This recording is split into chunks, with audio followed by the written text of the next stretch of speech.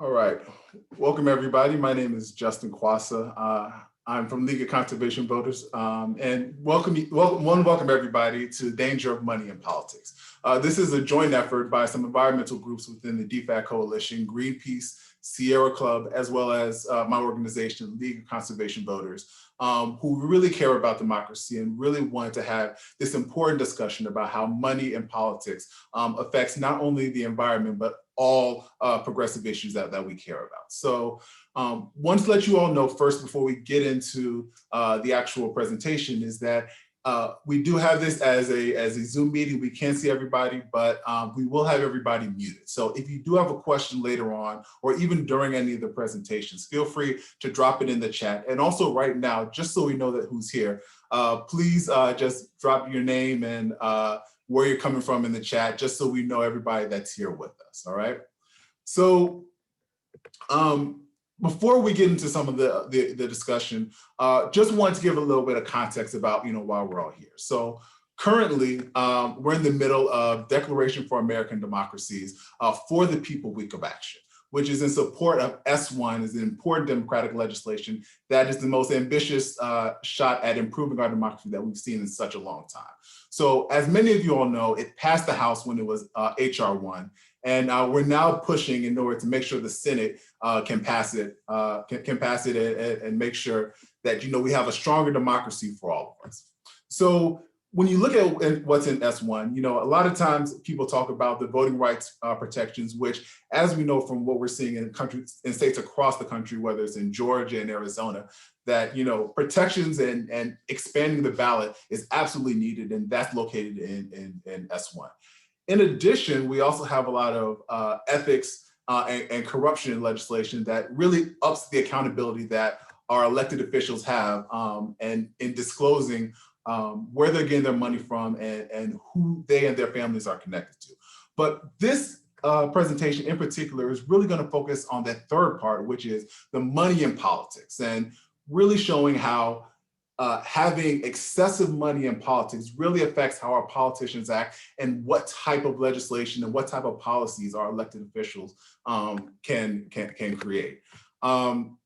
So the final thing you're probably asking is, like, why do environmental groups care about this? And so what I want to do is, for this, I want to take it to Andy Leonard. So Andy Leonard is the executive director of Greenpeace USA, which is an independent environmental organization which uses research, creative communication, nonviolent direct action, and people power to advocate for environmental solutions. So prior to this role, she created The Story of Stuff, which is a hit 20-minute film and book that takes viewers on an eye-opening tour of how often hidden environmental and social costs of our consumer-driven culture.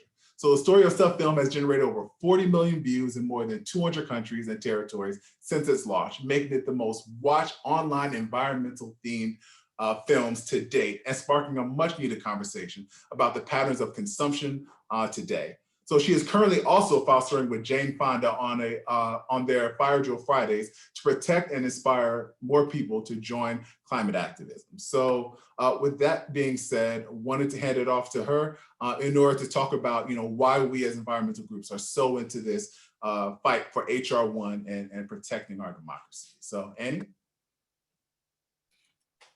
Thank you. Thank you so much, Justin. Thank you, everybody. Thank you, Declaration for American Democracy, for organizing this week. And thank you, everybody, for showing up today. Seeing how many people have shown up today to throw down on S1 and getting money out of politics is giving me enormous hope. So I really appreciate that. So I remember when Greenpeace launched our democracy campaign years ago, placing it alongside longstanding campaigns on climate, on oceans, on forests, the kinds of things you'd expect from Greenpeace. Some of our supporters originally questioned what we were doing. They asked me if this was mission drift for an environmental group to work on democracy. And I said, not at all. This is not mission drift. This is mission critical. In fact, making our democracy work, making it inclusive and accountable and fair, is the single most important thing that we can do to advance solutions on climate, or actually advance solutions on anything. A healthy democracy is a precondition to a healthy environment. It's not a nice add-on. It is absolutely a precondition that is essential. Our democracy should be our best tool to advance climate solutions, and we can't use it now for the reasons that Justin touched on, that too many people are prevented from participating, that basic democratic rights like the right to free speech, to dissent, to peaceful protest are under attack, and because big corporations like mega polluting fossil fuel corporations have hijacked the political process and our systems of governance. So we cannot access these tools that should be by the people and for the people. But all of that is going to end now because of all of us working together. Now, we all know about the role that fossil fuel corporations play in polluting our climate. Fossil fuel pollution is accumulating in the atmosphere. It's like a heat trapping blanket around the earth. It is causing massive disruption and damage. There's already millions around the world have been hit with climate-linked fires and floods and droughts and famines and all kinds of extreme weather events and damage and disruption. Fossil fuels are at the root of all of this. They are the #1 driver of the climate crisis. #1. Fossil fuels are also driving a public health crisis, which doesn't get quite as much attention, but it's really important. It is not hyperbole to say that burning fossil fuels literally kills people. Recent research from Harvard found that over 8.5 million deaths globally each year are linked to the burning of fossil fuels. That is 1 in 5 premature deaths globally linked to fossil fuels. 350,000 of those are in the US. And like so many other kinds of harm, the impacts from burning fossil fuels and from climate change disproportionately impact Black, Brown, Indigenous, and low wealth communities. It's what we call fossil fuel racism. So both scientifically and morally, it is absolutely clear that we need to reduce fossil fuels, and we need to do so ambitiously and aggressively. The science says we need to reduce fossil fuels by about half by 2030 in a decade, and then keep going down to zero.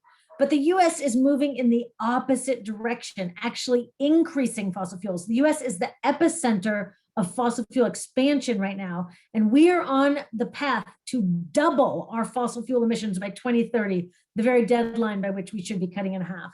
So why are we moving in the wrong direction with the science so clear and the stakes so high? It's because the same oil and gas corporations and corrupt fossil fuel billionaires, which are polluting our air, our water, and our communities, are also polluting our politics by spending millions to push their toxic agendas, elect their allies and fossil fuel sycophants, and then they keep the voters who may disagree with them blocked from the polls and prevent us from protesting. These corporations knew about the danger their product caused decades ago, and they doubled down on safeguarding their ability to maximize profit at the cost of the entire planet's life support system.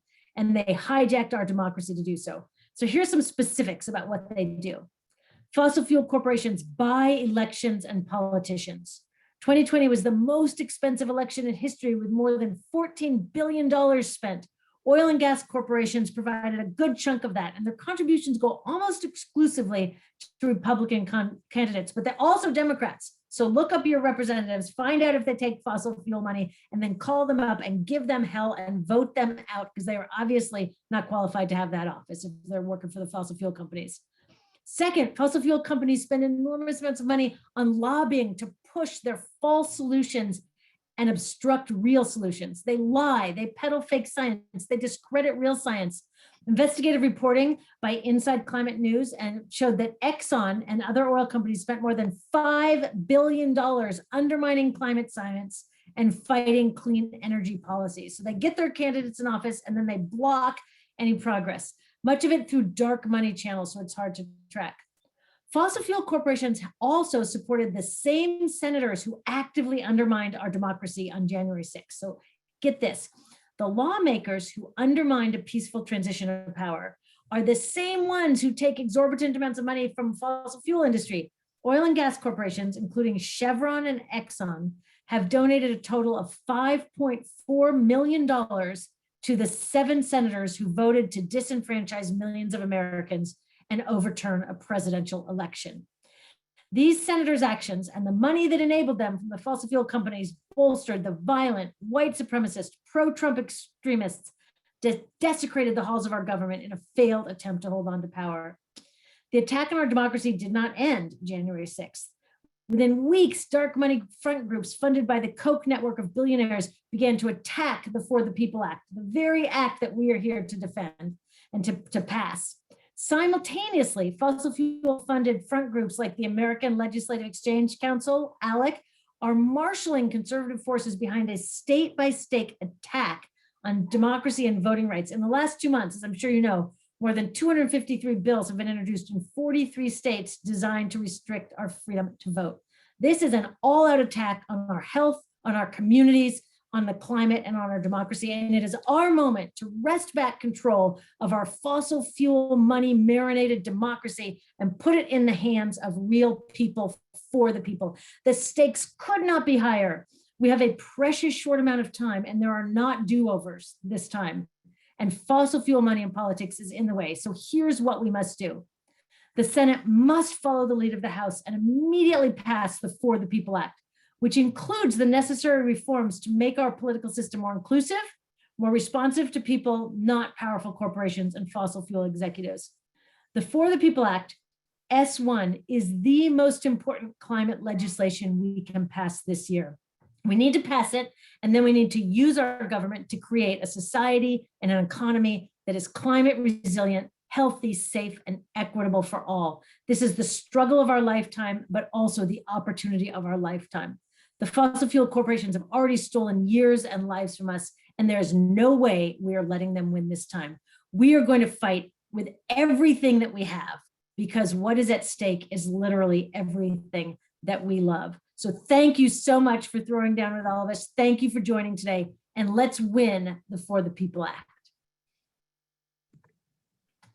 Thank you so much, Andy, for really setting the tone and really explaining, why we're here and why we, as an environmental movement, are so into this democracy fight, and we're, willing to ride with all of our other friends in the democracy space all the way to the end when it comes to this democracy and protecting our environment.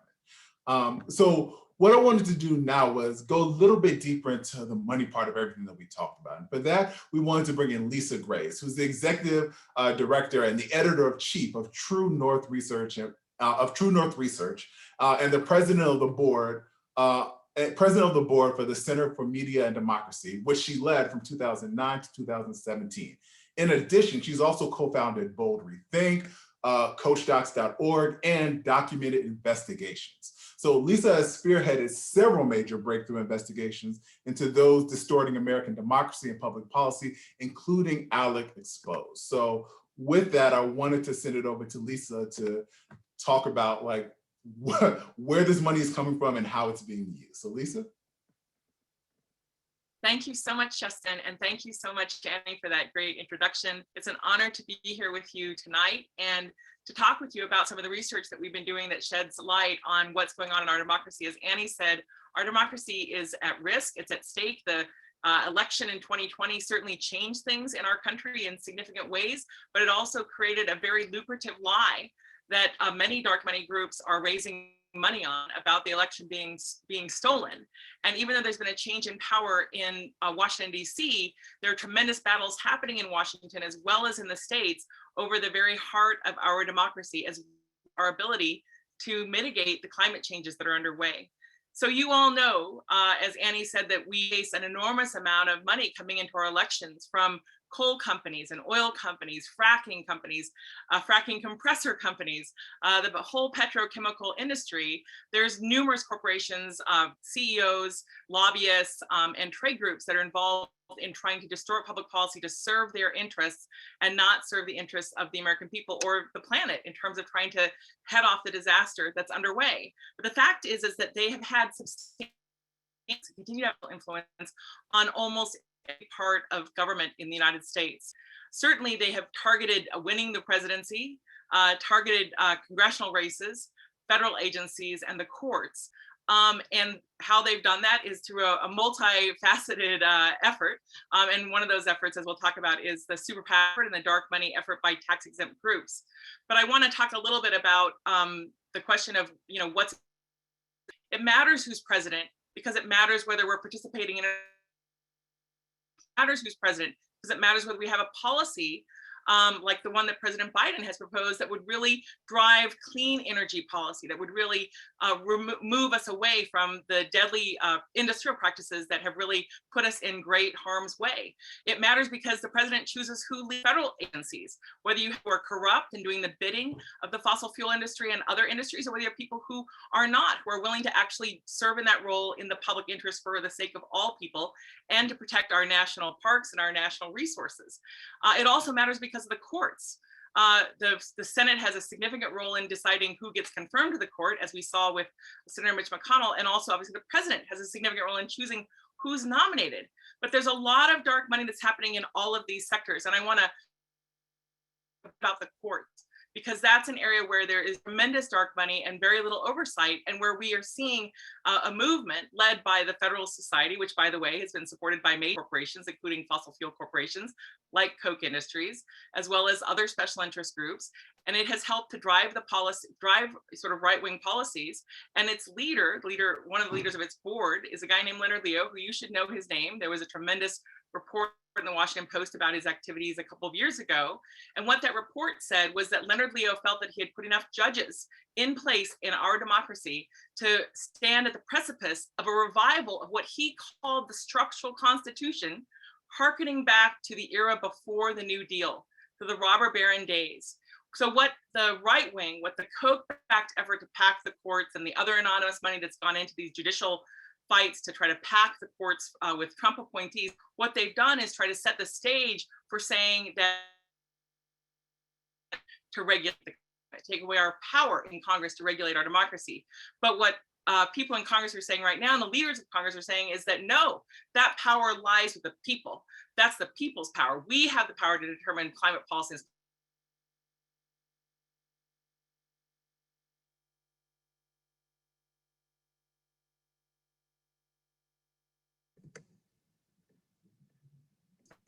Challenges.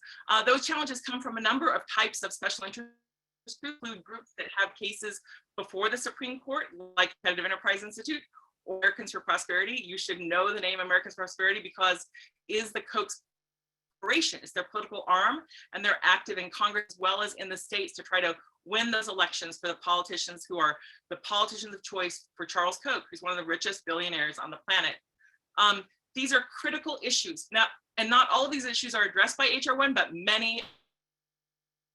It's so important for people to come out, to make calls, to do everything they can to push this measure forward, because it would really address a lot of the dark money that has really infiltrated the federal electoral system. But that's not the only crisis we face. We also face this crisis in the states, as Annie mentioned, where you have the group the American Legislative Exchange Council, ALEC, which is substantially funded by Koch Industries, one of the longest standing funders of ALEC. ALEC is a pay-to-play organization that describes itself as the largest voluntary association of state legislators in the country. What it really is the largest association of state legislators funded by corporations and by family money by Charles Koch and other big families like Betsy DeVos's family and more. And what it does, and I tell you this with complete shock to this day when I discovered this, what ALEC does is it brings those corporate lobbyists into closed door rooms without the press, and legislators actually vote as equals with unelected lobbyists on model bills to change our rights. Let me just say that in a simpler form. What happens in ALEC is that without you, we the people present, lobbyists are voting as equals with state legislators on measures to change our rights. What kinds of measures are they putting forward, have they put forward?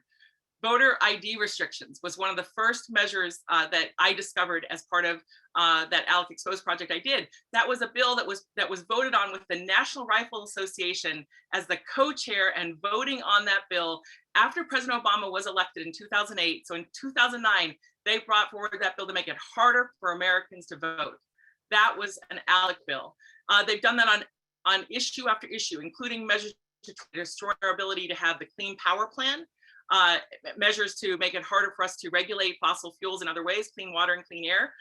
And right now, ALEC is in the midst and has been in the midst now preparing for battles over redistricting, which which is the map drawing, which determines who you get to vote for in our elections. So ALEC plays a central role in all these issues, environmental issues and democracy issues. As Annie said, these are separate issues. These are critical, central, intertwined issues. If we have any chance of saving our planet and saving our future, we have to save our democracy. It's essential. And it's not just ALEC, I'd say. There are also the role of the state attorneys general, which are increasingly funded by corporations. They have been some of these Republican AGs who've been fighting the Clean Power Plan and other provisions, have been fighting them backed in part by fossil fuel money that goes into the Republican Attorneys General Association and is passed through into those state AG races. And then what do we see? State AGs coming forward to attack our power to regulate fossil fuel corporations over climate. So we have, tremendous challenges ahead. Some of those challenges include specific types, like super PAC, types of groups like what they call 501c4 organizations that spend unlimited money to influence our elections in ads, particularly on social media, where they're not saying vote for or against a candidate, but they're saying they're attacking an issue and saying call your member, call this legislator based on this sort of attack ad.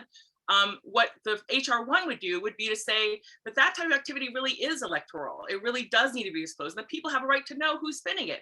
So let me conclude by saying, by pointing out a couple things, namely the tremendous article that Jane Mayer wrote this past week in the New Yorker, in which she described how there was audio of a telephone call where a Koch representative of the Koch network, who they're massively trying to fight this HR1, massively trying to fight S1, the Senate bill, and they hate the bill. And they said they've tried basically everything to convince conservatives to hate the bill. They've tried to associate it with AOC and cancel culture, and not even that. The bill is about getting these billionaires out of our democracy, limiting their power to steal our elections, to basically have a dollarocracy that overcomes the power of we the people in democracy. That's why they hate it. They want to set up as some sort of principled defense of free speech, as if money is really the only form of speech they really care about, in my opinion. But the fact is that HR1 and, as Annie said, is the most important bill Congress could pass basically in our lifetimes to protect the right to vote, to restore voting rights, to protect our right to have clean elections, to drag these dark money groups that the Kochs operate like a shell game, like Charles Koch operates like a bunch of shell groups that pass money to one another, to drag them into the sunlight so we the people can see what they're up to, and we can have members who are responsive to us, who represent us, and who will do the work of the American people to protect our democracy and protect our planet. So thank you so much for this call. Thank you so much, Lisa, and thank you for really putting that into perspective and really showing the urgency of doing this work. So one of the things that we wanted to do, we talked about what's going on in DC and what's going on in state capitals and state, in government, but we also thought it was so important, and what's so powerful about the environmental work is actually hearing about how this affects people on the ground and how it affects people in our local communities, because that's really what matters. And so for that, what we wanted to do was bring on a Sierra Club organizer in order to tell her experience in the particularly resident state of Georgia. So I wanted to send it to Angela Jiang, who is a Singaporean Taiwanese American community organizer with the Sierra Club Georgia chapter. She oversees all statewide political campaigns and legislative strategies with a focus on advancing 100% clean energy and voting rights for all. In response to the recent attack on Georgia's voting rights, she's been focusing on the corporate accountability organizing for the highest donors of the legislative sponsors of all those anti-voting bills. So without further ado, Angela, I want to take it to you to kind of explain your experience in Georgia. Thank you so much, Justin, and it's so great to be here with everyone. Thank you all so much. Hi, everyone. My name is Angela Jiang, and I am a legislative and political organizer at the Georgia Sierra Club. But most importantly, as Justin mentioned, I am a proud second-generation immigrant. I am Singaporean, American, and Taiwanese.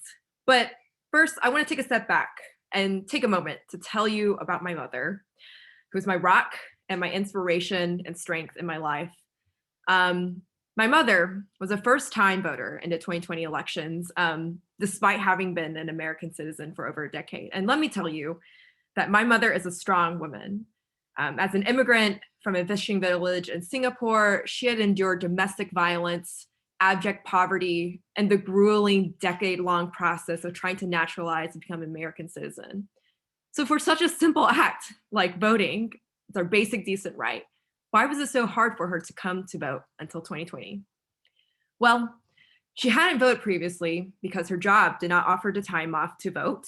There's no election day holiday here in the United States.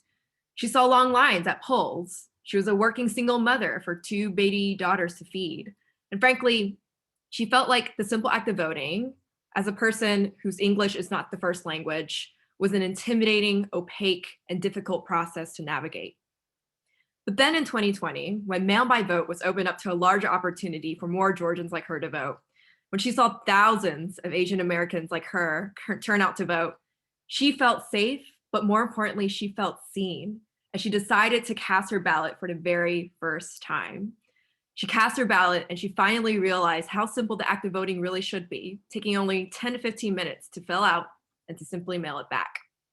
It was a really beautiful moment for my family, knowing that as first and second generation immigrants fighting for years just to survive and navigate through the American system, my family have fully exercised their rights and freedoms as new American citizens. However, now that Georgia Governor Brian Kemp has signed new voting restrictions into law, I now face the task of having to go back to my family, my communities, to explain to them how they will need to add additional proof of ID in order to vote by mail, how they can only drop off their ballots during early voting hours inside a polling location surrounded by law enforcement of whom they do not trust, and how on top of all of this, they'll have to rush to submit their ballot in order to make it in time for a historically short period of having to return an absentee ballot than ever before in the state of Georgia. To be frank, I don't know how my family is going to regain their trust in the voting process if these laws pass. And this reality is true despite the fact that my entire career is dedicated to political organizing. I have these conversations constantly with my family. And I know that if these laws were to pass without the help of HR 1 and HR 4, that this is a challenge and an absolute re-education that every Georgia family is going to need in order to participate securely in the voting process here in Georgia. But when I go back to my family, what I'll tell them is how hard we fought back here in Georgia. We knew that the right was going to come back to seek to preserve their control over our state elections, especially after we elected 2 new federal senators.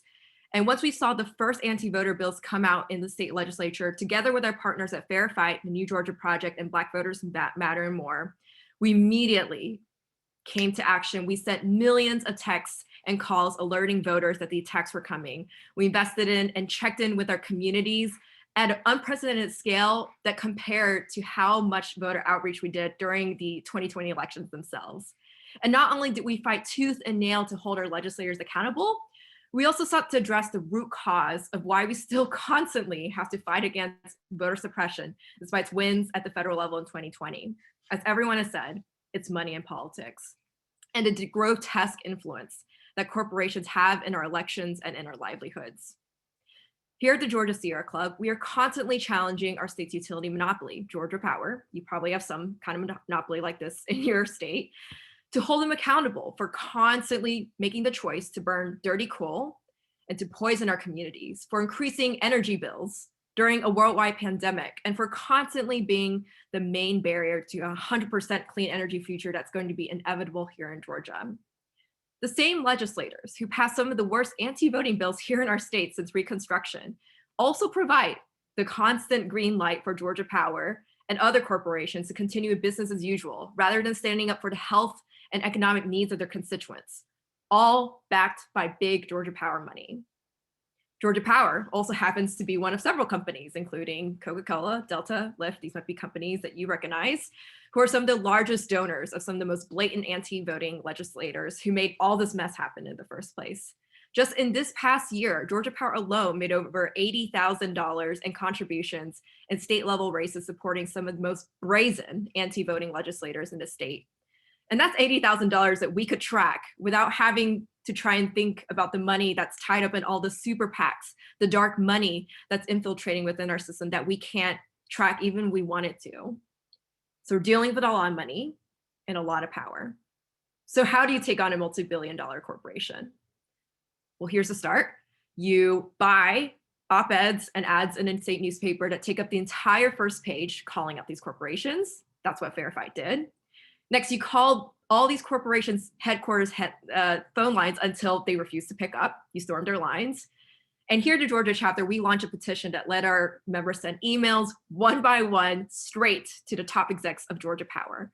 In short, we made sure that they knew that we were watching and that we were ready to call out their skin in the game, and that we were not going to back down until these corporations not only specifically named and denounced these anti-voting bills, but until they immediately seize all campaign contributions to anti-voting legislators. And the corporations spoke. First, I will say it was milquetoast. There were vague commitments to the broader spirit of voting rights. But then as we increased the pressure and as we kept going on and letting them know that we were watching, we heard something that we haven't heard before in Georgia politics. Real statements coming from these corporations denouncing these bills, naming the Republicans' attempts to pass these bills as lies. And we're just getting started. This is our moment. Our fight in Georgia turns to the federal level with HR 1 and HR 4 for the People Act and the John Lewis Voting Freedom Act. And to those of you, I know so many of you on this call and so many of you that are watching helped Georgia in some way in the past elections, whether you wrote a letter, whether you picked up the phone, sent a text. I'm asking you once again, please help by helping us pass HR 1 and HR 4. The way you turned out for Georgia and helped us win in this past elections gives me hope that we have a real resistance to fight against these bills and to fight back money and power. So join us in our resistance to challenge huge corporate interests and speaking truth to power. Join us in building power for our communities to shut down coal plants, to win a 100% clean energy future for all of us. And join me to help restore faith, trust, and joy with my mother to vote in a new status quo that prioritizes the working class, immigrants, new Americans, the underserved, everyone. This is our moment. Are you ready to join us? Thank you so much. That was powerful. Angela, please hire me when you run for president. I really want to be a part of that ticket. So thank you so much for that fantastic story. And in order to join Angela in this fight, I want to take it to Stephen now, because we've talked about why all this is important. Now we need you to understand what is in S1 and how can we fix everything that we've talked about for the past half hour? How do we actually fix it? So want to take it to Stephen, who is a senior counsel for policy at Common Cause. He was previously the senior elections counsel to the Committee on House Administration and its chairperson, Zoe Lustin, where he advised her and the committee on all matters of election law, including HR 1, campaign finance, voting rights, election security, and election administration. Stephen also helped draft legislation and guided through the committee at the House floor. And he was previously the special counsel to the FEC commissioner and the former chair, Ann Ravel, where he advised her on hundreds of campaign finance cases, policy, and public engagement. So without further ado, Stephen, I want you to pass it to you in order to talk about what's in S1 and how is this going to totally change the game that we've been operating in right now. All right, thanks, Justin. And thank you to my co-panelists, Lisa, Angela. Great to be with you all. I'm so glad you're here. I am excited to talk about what some people might think is sometimes a little dry on campaign finance law, but talk about what is in the bill and how this is really about ultimately shifting power for the people. So let me set the stage just a little bit on how things kind of work right now in Washington. There are a lot of really good people on Capitol Hill, not all, but a lot of great people on Capitol Hill who are caught up in a really bad system, which is that particularly after Citizens United, which basically said that 5-4, gosh, it was 11 years ago now, when the court said that corporations now have a First Amendment right to spend unlimited amounts of money in politics. The wealthiest have an outsized voice in not only setting the agenda in Washington and in state capitals, but in setting the agenda and setting what's not on the agenda.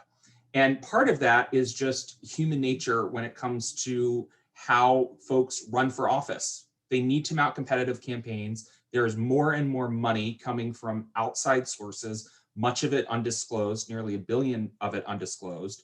But what we're in now is we're in a system where there is a constant fundraising race. And so you have members of Congress dialing for dollars. You know, and other candidates. A couple of years ago, there was a training that leaked out of a big political committee in DC that recommended new members of Congress spend 6 to 8 hours a day in Washington fundraising. They put together a basic schedule that said, you know, you can have a breakfast reception, go to a committee hearing, spend your lunch hour, go across the street to a cubicle. You'll have a number of people you have to call, but basically to stay competitive, you need to be raising money 6 to 8 hours a day. So that's the current system.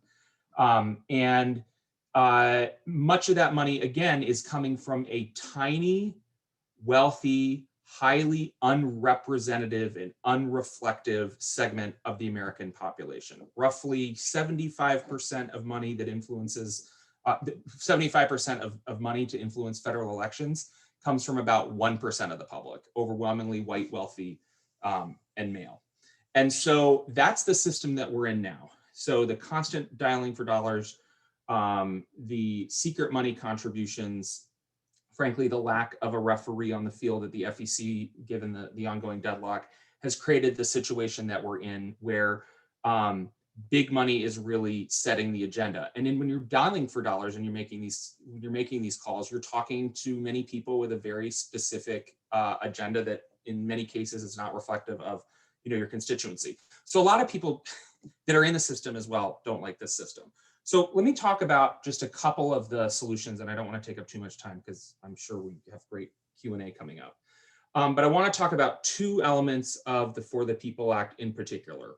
One is it sets up a voluntary alternative system to run for election that is based on, you might live in a state that has a citizen-funded election program, otherwise known as a public financing program.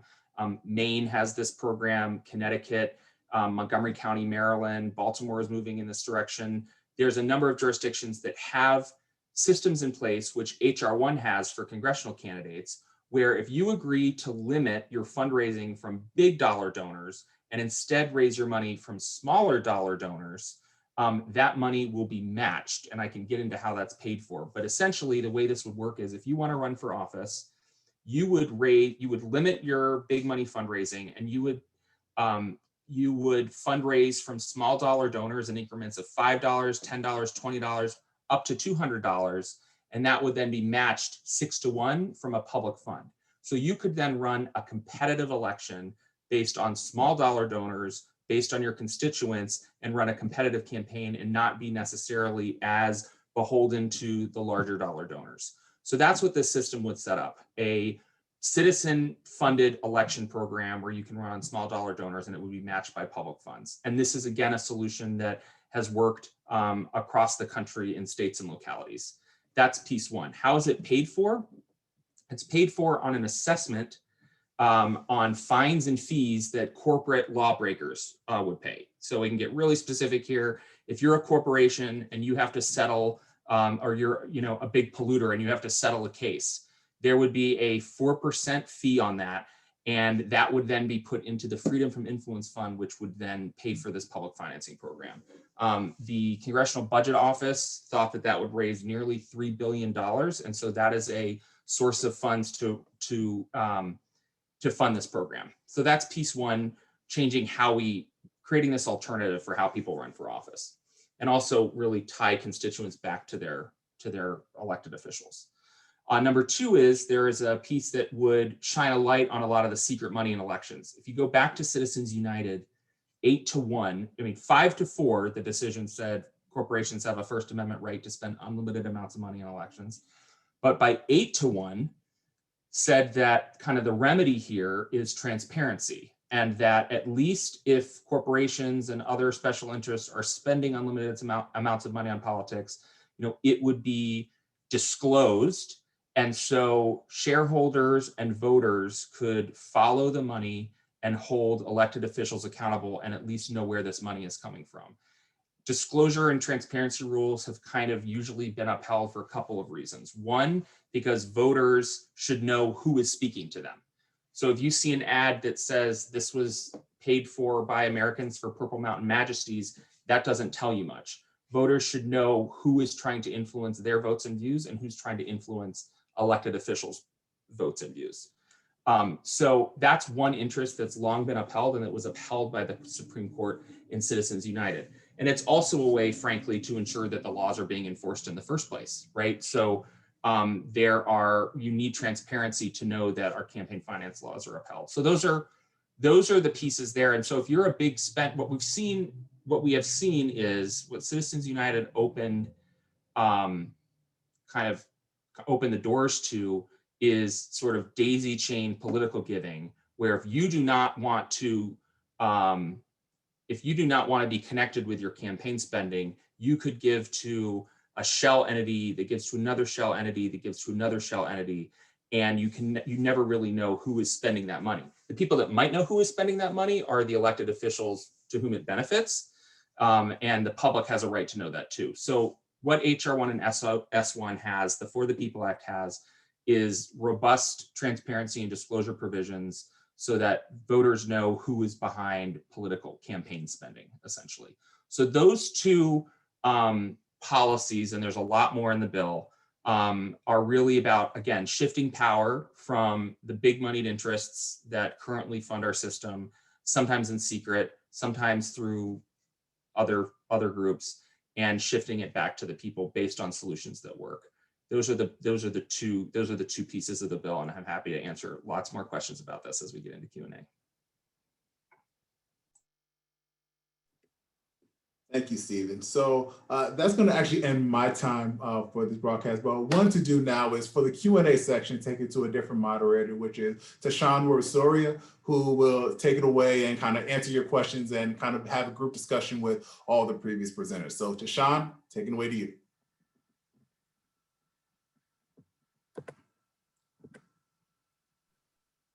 Perfect. Thank you so much, Justin. I appreciate you helping us out with this. And thank you again to all our speakers.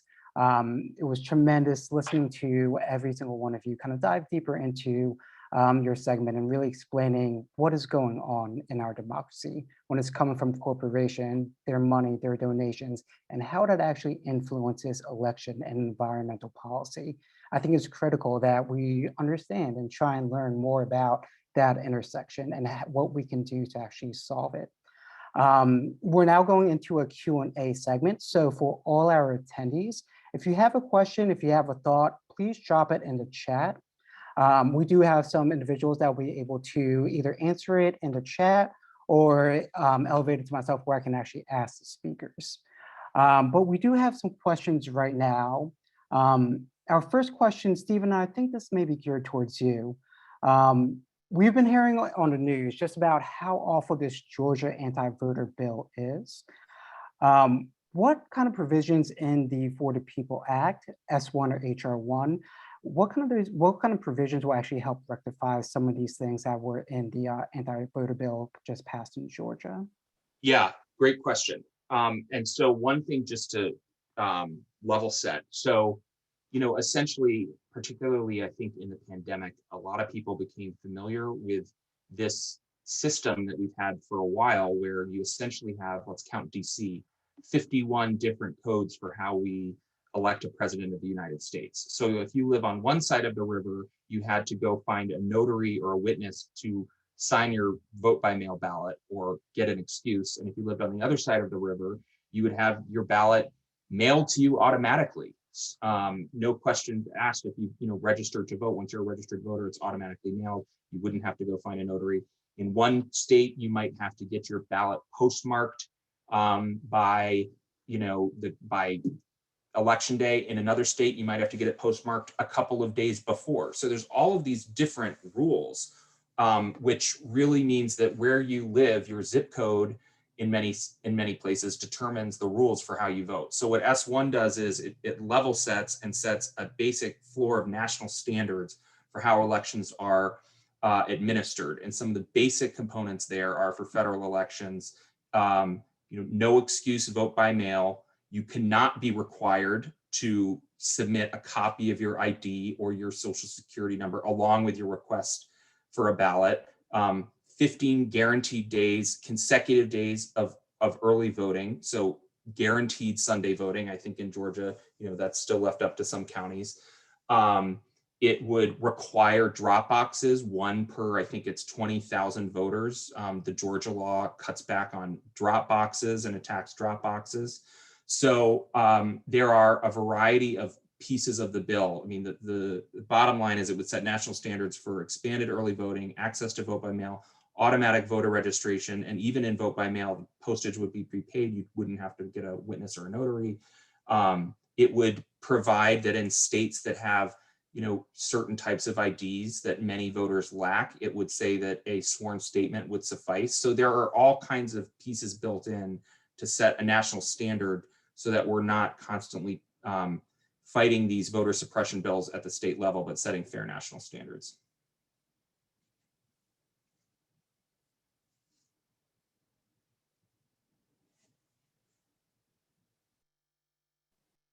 Thank you. Sorry, I had a little mute problem, but appreciate that. That was a great answer.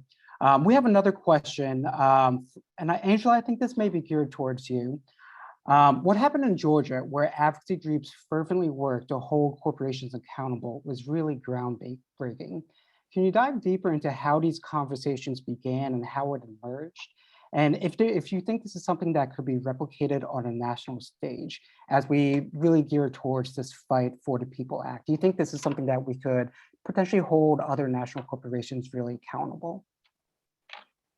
Well, certainly, some of the corporations I mentioned, right? Atlanta is the home to several Fortune 500 companies.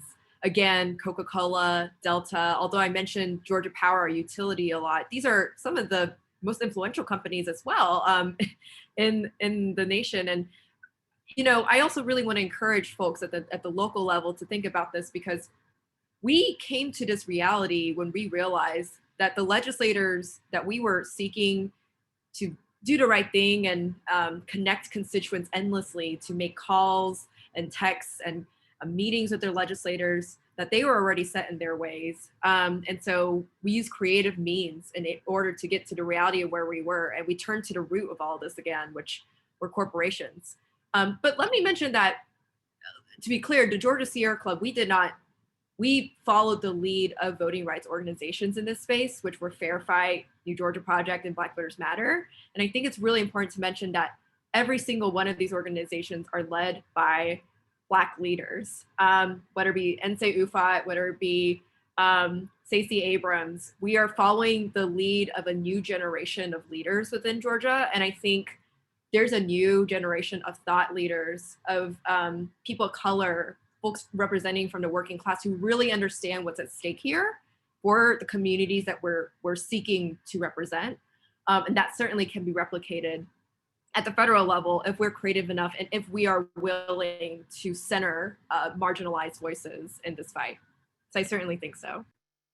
That's awesome. Thank you, Angela. And then guys, please continue. If you have other questions or if answers spark questions, please continue dropping that in the chat. We have another question, and I think, Lisa, this may be helpful, or maybe for you.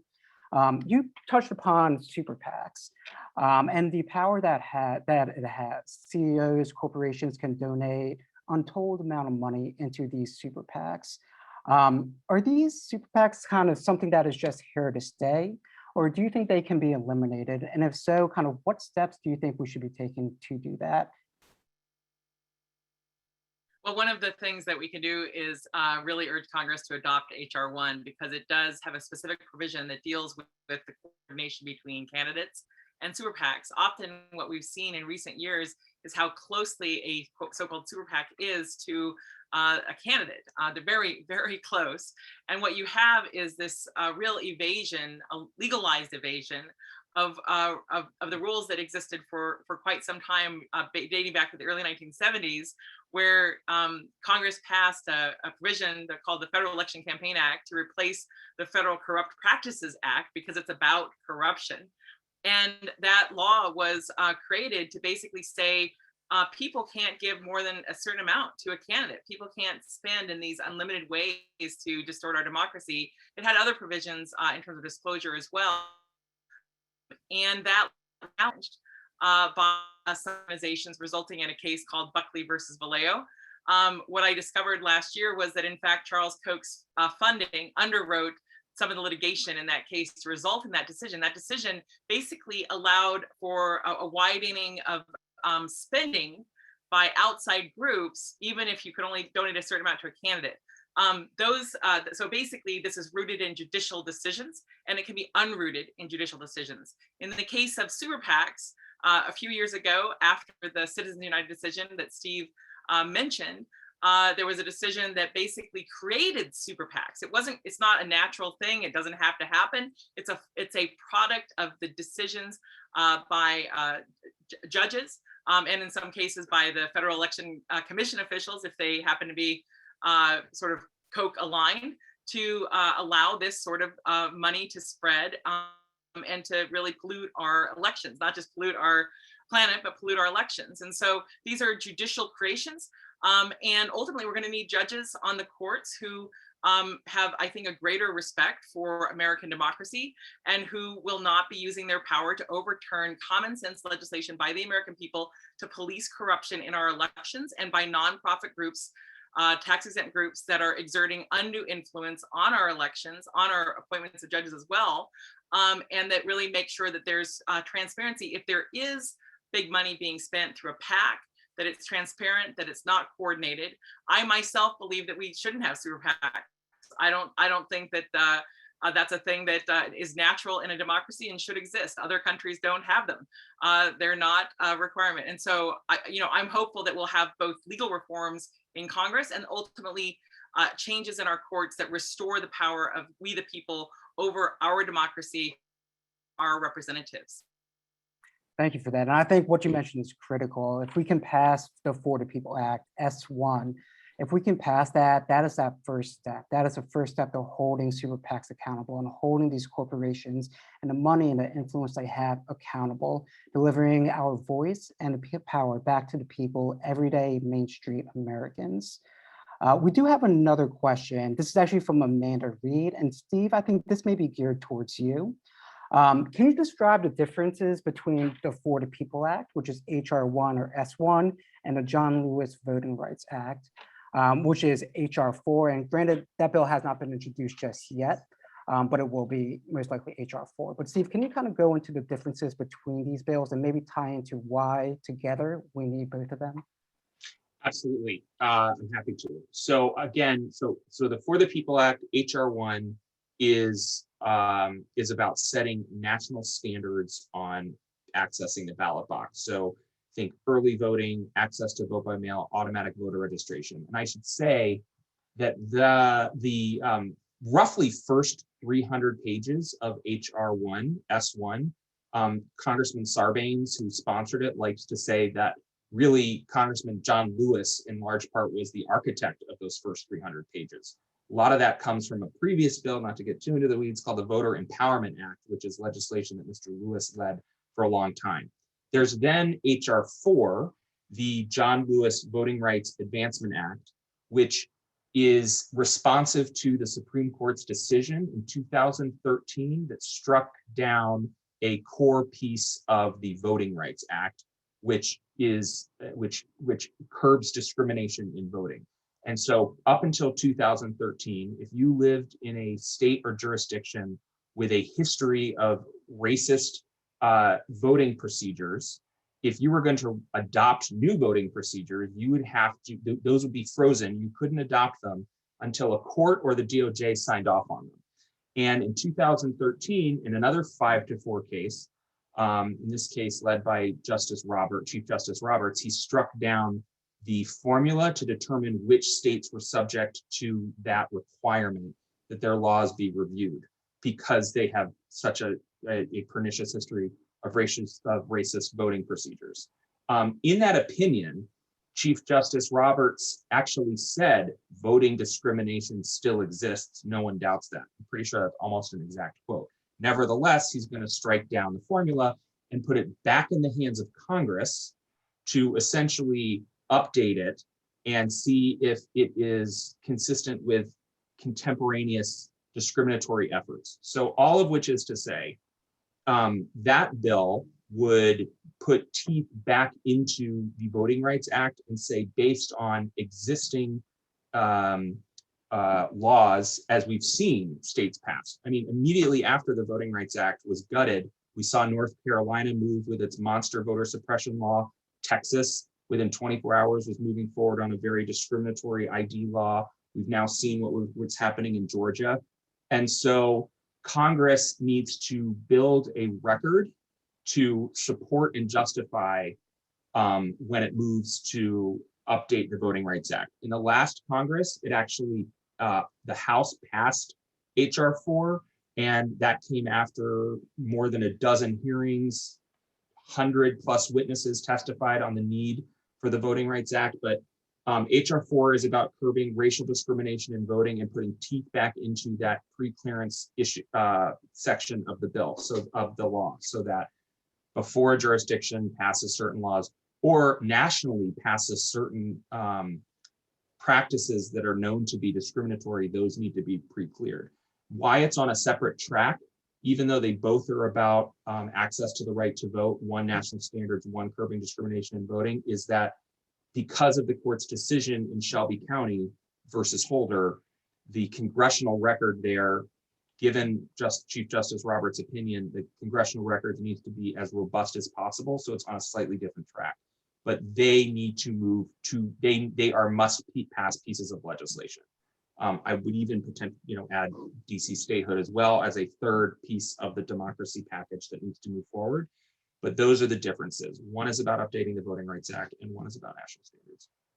Perfect. And I think what Steve just said, these are important bills that all must move together and things that to look forward to while we're in the throes of this fight for the People Act. Things to look forward to, and where we need each and every one of you is to help on this H.R. 4 fight and to eventually help on the DC statehood fight.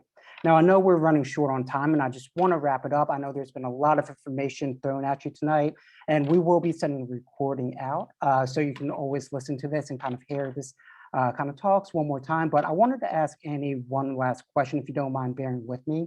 Annie, a lot of us are environmentalists and are part of environmental groups. For us that really care about water or land or moving the transportation grid to electric vehicles, why should we really care about these issues? And if you could potentially tie that up in like a nice 30 or 60 seconds, but potentially just tell people like why, as environmentalists, why we should care and really be active in this fight. And Justin, I think you may need to unmute Annie. Yeah, happy to wind this up. We should care because we want to win, and we cannot win if our democracy is broken. The environmental movement has been trapped in this myth that the truth will set us free. And we spent the last decades documenting all the scientific data and making reports and documentaries. And when we didn't produce the kind of change we wanted, we made 3D color reports and fancier things. And the truth is that we are not going to win with truth alone unless we have power. In so many ways, we have won the cultural wars, we have won the science war. The majority of people in the United States now understand climate change is real, are alarmed, and want government action. But we let the fossil fuel oligarchs and their anti-democratic cronies win the structural power war. And that's why we have to work on this. I told some Greenpeace we're going to really build up the democracy campaign. And they said, oh, you're asking me to put more on my plate. I said, no, I'm talking about the plate. Democracy is that which holds all of the other work that we do. And we simply will not win, even with all the popular support we have, even with all the science that we have, even with all the moral righteousness and justice that we have. We will not win unless we get our democracy to work. There is a process over the last couple of years that hundreds of groups have gotten involved in to make a perfect climate and equity bill so that we have a model piece of legislation going right away And can't get it to the floor. Sorry, no, there's not going to be a vote on that.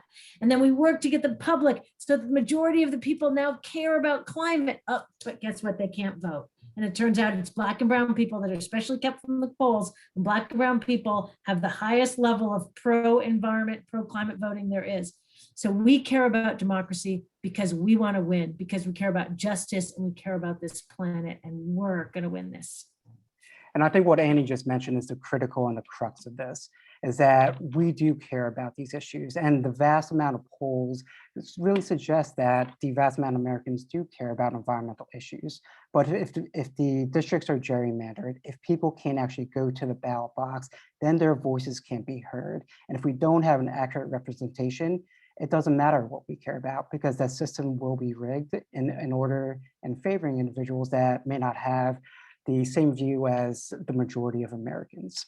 Appreciate all of you staying on. I want to finish up with things that you guys can do right now to actually make an impact and make a difference. Courtney was kind enough to drop a couple different things in the chat about things that you can do right now. So one, you could potentially schedule a lobby visit with your US Senator or Congressperson. Another is also writing a letter to your editor, really talking about what you care about and why this bill and this fight is important. And then the last thing that is really impactful is if you can call or email your senator. This fight we know is coming down to the US Senate. And the more and more that we communicate with them and the more and more they hear from you, everyday Americans, they will be moved. And that's one thing that as we're meeting with senators, they're actually really moved by the amount of calls, the amount of emails they get, really talking about why you care about this, why you are impacted, and why this needs to move forward.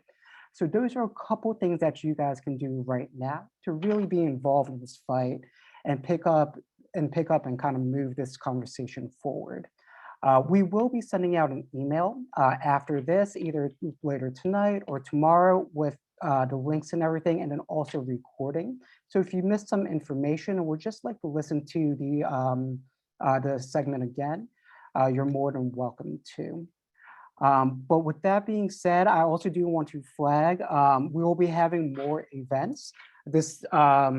This training is part of a week-long segment that DFAD is putting on. So if you're interested in potentially getting involved in other trainings, go ahead and go to the link that Courtney just posted, and then you can sign up and you can receive the Zoom links and webinar links.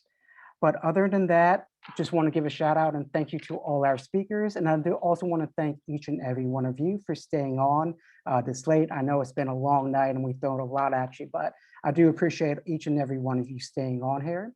And then we'll follow up with you via email. And then I hope you truly do stay involved in this fight as we move forward. So thank you again.